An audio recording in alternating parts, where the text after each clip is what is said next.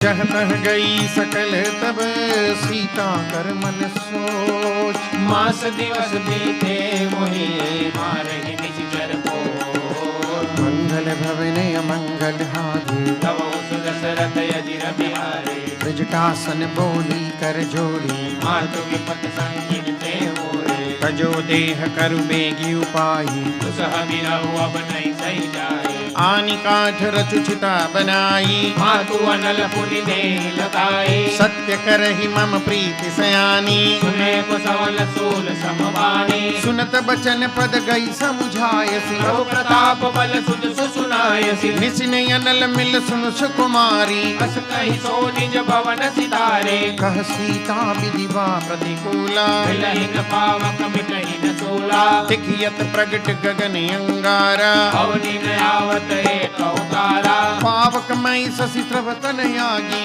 मानहु मोहि जानि हत भागे। सुनहि बिनहि मम बिटपु अशोका सत्य नाम कर हरु मम शोका। नूतन किसलई अनल समाना देहि अग्नि जन करि निदाना।